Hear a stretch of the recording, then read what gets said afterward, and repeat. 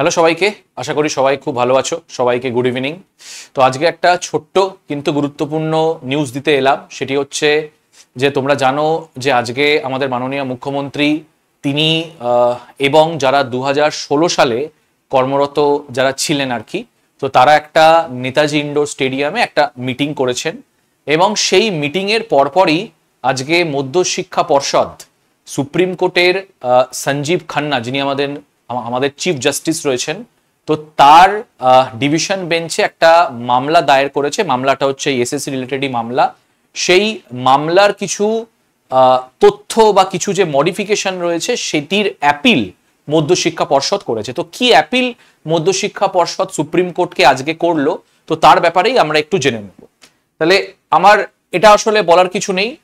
তোমরা সবাই জানো যে বৃহস্পতিবার দিনকে একটা ল্যান্ডমার্ক জাজমেন্ট বলতে পারো, অবশ্যই দুঃখের সহিত সেটা একটা ল্যান্ডমার্ক জাজমেন্ট। সেটি মানে যোগ্য অযোগ্য যেহেতু সেটাকে নির্ধারণ করা যায়নি এবং সুপ্রিম কোর্ট যেহেতু এই যোগ্য কারা অযোগ্য কারা তার প্রমাণ সুপ্রিম কোর্টের কাছে নেই, এই জন্য সুপ্রিম কোর্ট কিন্তু মোটামুটি 26,000 যারা টিচিং নন টিচিং স্টাফ রয়েছে এসএসসি 2016 প্যানেলে, তাদের কিন্তু যে চাকরি সেটি বাতিল করে। এবং আজকে তোমরা জানো যে আজকে আমাদের মাননীয় মুখ্যমন্ত্রী কিন্তু এই এসএসসি রিক্রুটমেন্টের যে ভার্ডিক্ট, সেই ভার্ডিক্টের পরে আজকে যারা 2016 সালে যারা কর্মরত ছিলেন আর কি, তাদের নিয়ে একটা মিটিং করেন। তো মিটিংয়ে তিনি অনেক কিছু বলেন, তো সেই ব্যাপারে আমি বলবো না, সেই ব্যাপারে অলরেডি আমাদের ভিডিও আছে, তোমরা দেখে নিও।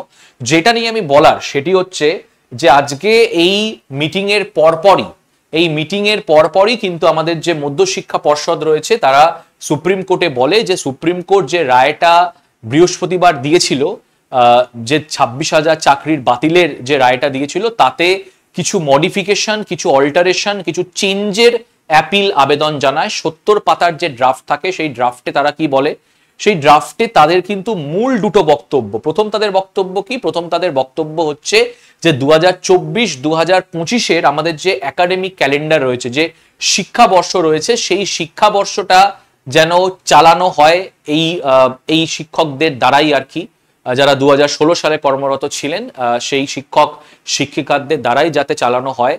তার কারণ তারা অনেক রকম এখানে কিন্তু নিজের যে অবজেক্টিভ সেটি লেখেন। সেখানে তারা এক্সাম্পল দেখিয়েছেন যে রাজ্যে এরকম অনেক স্কুল আছে যেখানে 23টা কিন্তু টিচার ছিল, তো অবশ্যই এই চাকরির জন্য টিচারের সংখ্যাও কমবে। তো মানে টিচার ইস্টু যে স্টুডেন্টের রেশিও, তাতে কিন্তু অনেক বড় আঘাত পড়বে এবং এটা পশ্চিমবঙ্গের এডুকেশন সিস্টেমের ব্যাকবোন কিন্তু ভেঙে দিতে পারে। তো এই একটা তারা কারণ দেখিয়েছে।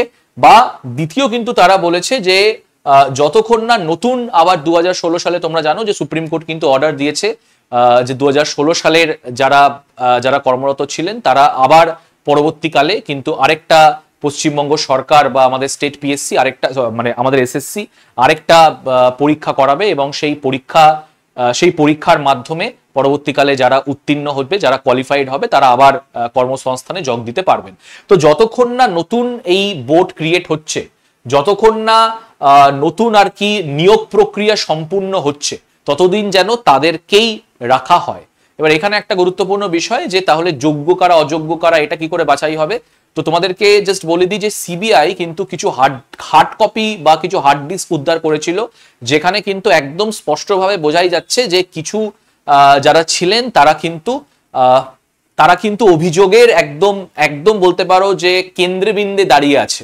তো তাদেরকে বাদ দিয়ে যাদেরকে অযোগ্য প্রুফ করা যায়নি তাদের মাধ্যমেই কিন্তু এটি অ্যাপিল করেছে মধ্যশিক্ষা পর্ষদ, যে যতক্ষণ না আমাদের এই শিক্ষাবর্ষ 24-25 একাডেমিক ক্যালেন্ডার যতক্ষণ না সম্পূর্ণ হচ্ছে, ততক্ষণ তাদের চাকরি বহাল রাখা হোক, বা যতক্ষণ না নতুন নিয়োগ প্রক্রিয়া সম্পূর্ণ হচ্ছে, যেটা সুপ্রিম কোর্টেরও মত ছিল, ততদিন কিন্তু তাদেরকে চাকরিতে বহাল রাখা হোক।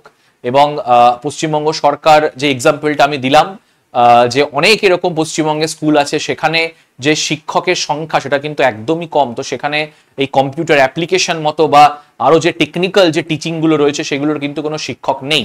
তো এই আর কি এই জিনিসটাই কিন্তু হয়েছে। বলা হচ্ছে যে পরের সপ্তাহে মামলাটা উঠবে এবং মামলাটা হয়তো অ্যাকসেপ্টেডও হবে এবং আমরা আশা করি, আমরা তাকিয়ে থাকবো যে এই মামলার কি রায় হয়। ঠিক আছে, তো এই অবধি আমার ছিল, বেশি কিছু বলার ছিল না। তো তোমরা অবশ্যই আমরা সুপ্রিম কোর্টের দিকে তাকিয়ে থাকবো এবং অবশ্যই এর একটা তাড়াতাড়ি সমাধান আমরা কিন্তু সবাই চাই। ঠিক আছে, সবাইকে থ্যাংক ইউ, চলো।